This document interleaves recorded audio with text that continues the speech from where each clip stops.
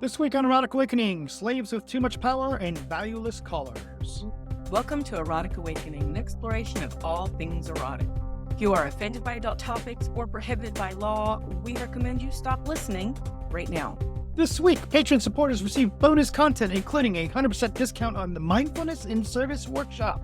Head over to the patreon.com/Erotic Awakening today and get your bonus content and support the show. And thank you to our latest supporters like Amanda, Matthew, Ash, Aaron, and Rain. kind of cool. I like the names. Hi, Dawn. Hi, Dan. You like it because you're watching Lost Girl again, and Ash is one of them. Exactly. And Rain is always a cool name. And we know Always. plenty of Amandas. And Matthews and Aaron's. And so welcome, everybody. Thank you for supporting the podcast and supporting the work that we do. Today on the podcast, we're going to talk about, later we'll talk about valueless collars, but first, Dawn, we're going to talk about, so you have a slave circle or a what do you call it, submissive circle? I call it a follower chat. Follower chat Yes. about slaves with too much power. And I, in general, tend to have followers, submissives, etc., that are very powerful people. You say, do they have too much power or do they just want too much control? Or is that two different things? Let's That's a suss that thinker, out. huh? That's a thinker. Because what we're talking about is, so people like yourself, you have a lot of energy, a lot of intelligence, fortitude, and don't really need a leader to tell you, oh, hey, you've got to take a shower today, you didn't brush your teeth, that kind of thing. And even at a higher level, right? When you run your to-do list, you're running your to-do list. I will add things to it, but 80% of what you do, you're deciding, okay, today I'm going to do that, and you go off and do the thing. That is very true. So usually in the morning, I'm like, so I'm going to be doing these things today, if that's okay with you. And then we add to that. Starting that what needs to be done. So we take that personality, that person that you are, Mm-hmm. and then we add in the fact that you can perfectly make plenty of decisions. I don't let you make some decisions. And I actually make decisions against what you might have decided to do. You do.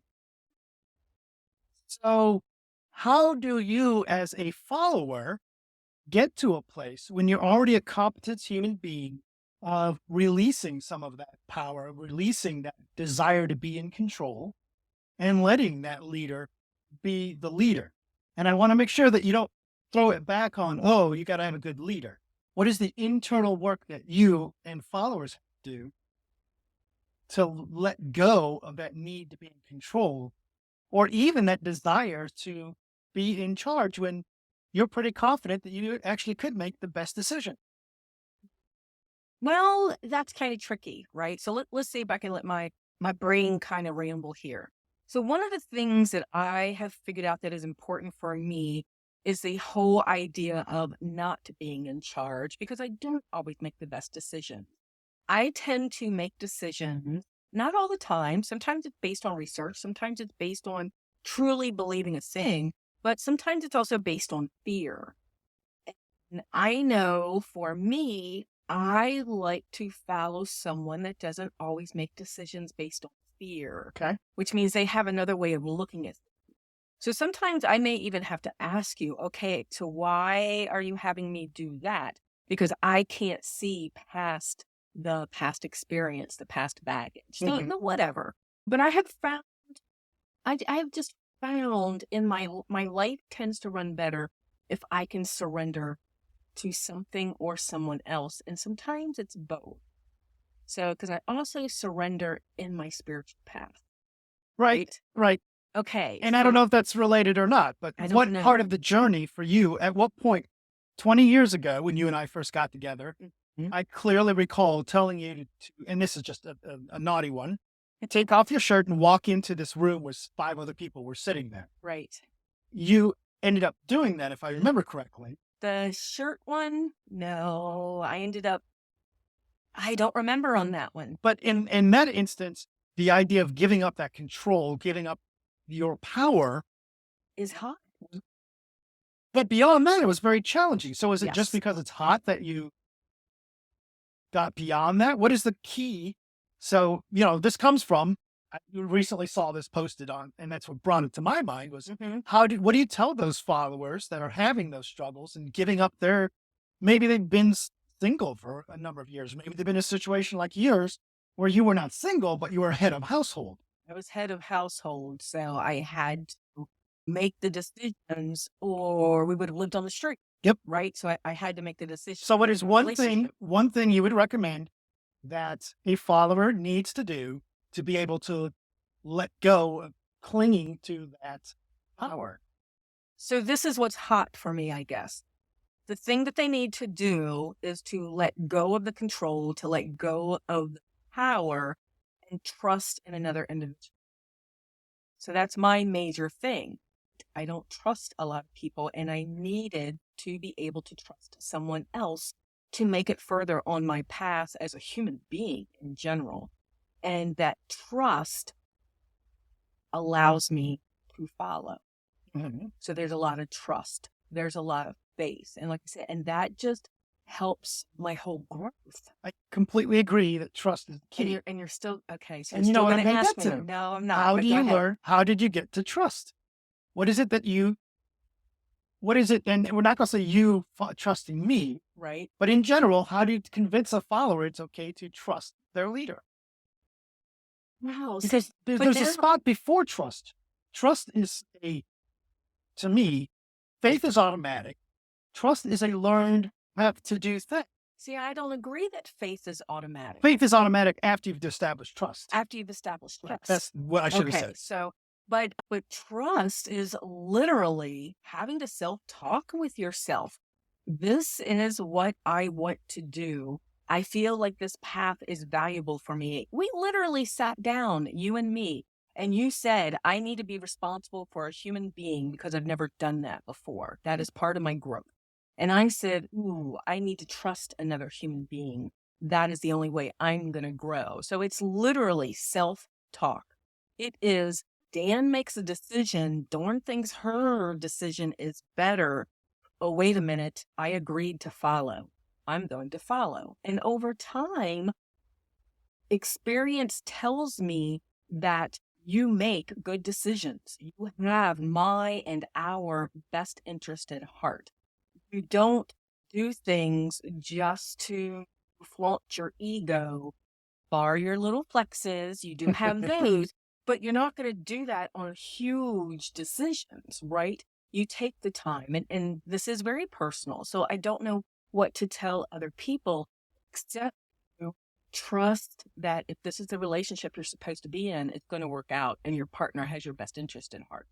Part of it, I think, is even a little bit, and we don't want to dick around with words a whole lot, but even pre-trust, there it is just this, and maybe that is trust, where you are making you're making a mental decision to let the other person do it, regardless of how you feel about it. Very much self-talk, very much, this is what I signed up for, so this is what I'm going to do. How can you have your seat of power if I'm always pulling it back when I've already agreed to follow, right? So if I don't follow after knowing this is the right thing for me, right? It's a feeling, it's a knowing, it's logic, it's emotions, it's all those things. If I keep pulling that power back, not only does it fuck with your seat of power as a leader, it fucks with my seat of power as a follower, right? And our dynamic is what works for us. So if I keep pulling it back, you're going to stop wanting to lead. I completely agree. It's funny. I think the class that I do called Master Hank, which is the evolved full-scale leader without reservation, where I assume that whether you trust me, faith, or whatever, you're going to do what I tell you to do. And Checkers is the only person that saw that class and said, yep, I want some of that. Yeah. Other two people that have ended up in some form of my collar have both started by seeing that class saying, well, that bullshit, I don't need any of that crap in my life. I might give up a little bit of power. I wouldn't want to give up power to that extent. So for leaders, what you have to do to help your follower get there is you don't start off full bore right off the bat. Right. You start off with a little bit, and show them that you can be trusted with this little bit. We call that de-escalate. So actually, when we first started ourselves many years ago, kind of like in 99, 7 years ago, 19, we did little by little, and we did weekends, and we we're going to use a code word. Let's put a piece of leather thong around your neck and try it out. And it just got to where we couldn't turn it off, right? This was our natural state. This is what made my heart being able to follow someone and knowing they have my best interest at heart and can make better decisions than I can, right? So it's you do a good job. Look at me petting you. Yes. Interesting. I don't think that one of the ways I would guess for a follower to release some of that control is stop wondering about the better decision. Right. Yeah, that is very true. There are many valid decisions, right? So there's many valid decisions. And for me, I've been a black and white thinker for so long that I keep thinking there's right and wrong, and that if your answer's right, then my answer's wrong. And when you come from relationships and bio families and stuff, that it's all about the winner, that can be a very hard habit to break, right? So I had to get into the place of, oh yeah, my answer could absolutely have worked. Your answer is just as valid. And it doesn't mean that one's better than the other. We're just going to do things your way.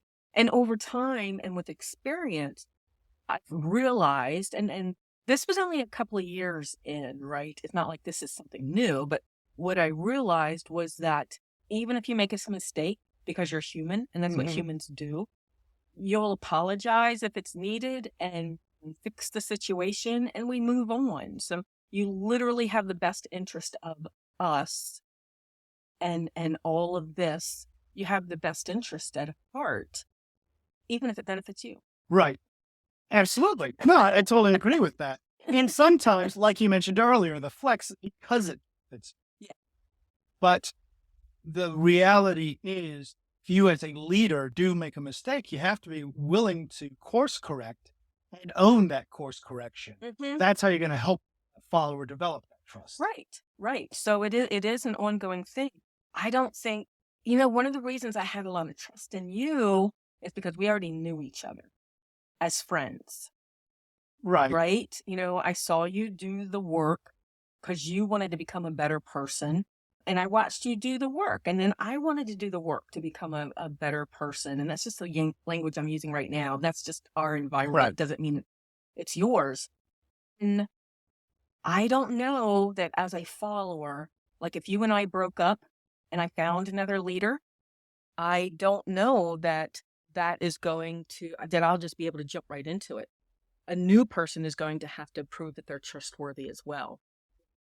So this is actually a lot of what we're talking about here comes from some of the classes that we teach, as well as it all comes from personal experience and gets translated into the classes that we teach. And the book that we wrote, Hearts and Colors. You can catch those classes places like Kansas City, Chicago, and Minnesota. And the Zoom events, we have long distance relationships and Reiki 1 coming. But you can keep up with all of the events, book news, discounts, more via the Erotic Awakening newsletter. And get your EA shout out, which is what everybody signed up for. They do, like Jessica in Ohio. Stevie. Oh, that's Stevie Nicks in Colorado. The original? I don't know. I don't know. Monica in Texas. Rebecca in Texas. Good old 705 in Jersey. Pup Spark in Missouri. See you soon. Marion in Texas. Lex in Illinois. Dee in Toronto. Acetus. They didn't give a location. There's a few that didn't give a location. Michael in Atlantic City. Sweetest Quim in Australia. Amanda in Illinois. I just love that name, Sweetest Quim. Vincent in Illinois. Amber the Rope Slut in Ohio. We know her. And then SDCSD in Kentucky. Gordon. Carly. Deshaun. Rick from Dallas. Sparkles from California. And Chris from Ohio. Head on over to eroticawakening.com and subscribe today. Usually we don't do all of those at one time when there's a whole bunch of them, but we took a break and some of these... We're about a month behind. Yes. About a month behind. Ooh, hello.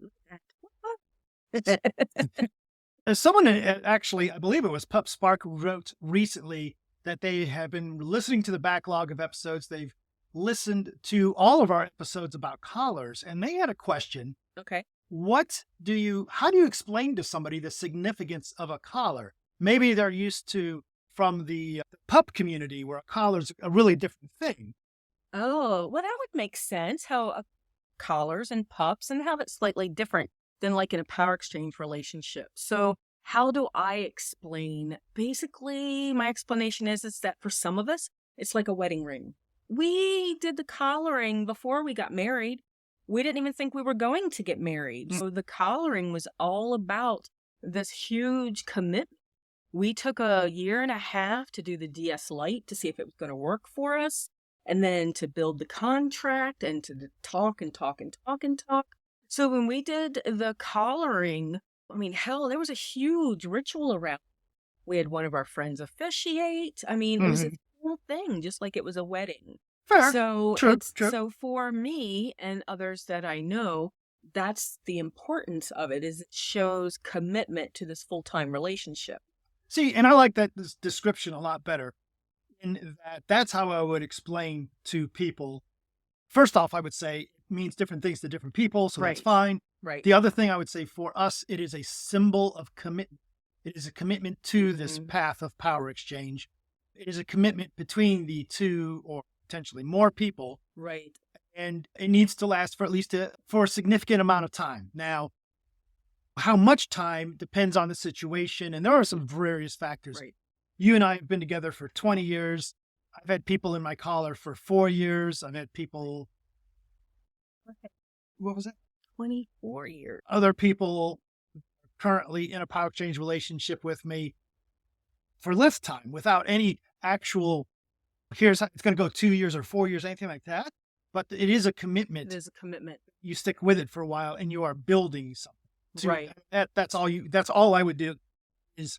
Now, beyond that, it means different things to different people, but that's the bare minimum for me when I'm describing what a collar is. And some people are aware of this. And I can actually remember being at a swing club of all places, and they were having a fetish night or something. And I was wearing not only my day collar, but I had on my play leather collar, right, which I've had for a really long time. And someone came up to me and they're like, Dawn, I don't want you to take this, but I'm going to put a collar on my boy tonight. And I'm taking it off tomorrow. And I know how much this means to you, right, and how much it means to the leather community or the power exchange community. So I just don't want you to take offense, because I know there's this thing about Velcro collars, right? Which is people taking on and off really fast and not really getting into the commitment. And she's like, so I don't want you. And I'm like, oh my God, people do collars for different reasons. This is why I do this for me. You do you, right? You don't have to explain to me why you're doing things. If someone wants to know why this is so important to me, I'll explain. But I also realize that it is different for everybody. And for some people, it is just decoration. I don't assume someone is just because they're wearing a collar. I have made that mistake. Or did you make the mistake? One of us, we were at a comic book convention. Gen Con, something like that, and someone was wearing a collar, and I think I went up to him and went, oh, it's so great to see our people here. Are you with your owner? And they just looked at me cross-eyed because they had no clue what I was talking about. Wrong environment. Because some people do wear for the accessory aspect of it. I'll ask people, what does that collar signify to you? That's what I do. You can tell us what the collar signifies to you. Head over to our question of the day thread on our Discord. You can find a link to that at eroticawakening.com. And we have a great Discord group. We do. Lots of good info there. So, and then tentacles and food on boobs. You would think we would have a lot more, and we probably do on Discord, but we've been so busy trying to put ourselves back together that I haven't paid as much attention to Discord as I should. But the patrons on there's a patron section, and there's a not safe for work channel, and they like to feed us pictures all the time. They do? So I think you got some this time. Meat Lovers Edible Underwear. That's not food on boobs, but I'll take it. That There came you out of go. Minotaurus. Awesome. And a bacon bra. That is food on boobs, and that was from Nobilis. Nice. And an AI-generated, this was for both of us, AI-generated tentacles with ice cream on boobs by Deep. Yes. You did not see the crib. No. There's a crib with tentacles blob out of it. Yuck. That's going to be an interesting child. So I have been trying to keep up a little bit of break from Instagram, but I have started posting again recently. So when we took a couple of months off, we really took a couple of months off. I think it's only been a month. A couple of weeks. Be a part of the Erotic Awakening podcast community. You can support us on Patreon and get early access to the podcast, a free version of the audiobook polyamory toolkit, free ebooks, exclusive chats, member-only Discord access, and other content. Find all the goodies, patreon.com/erotic awakening today.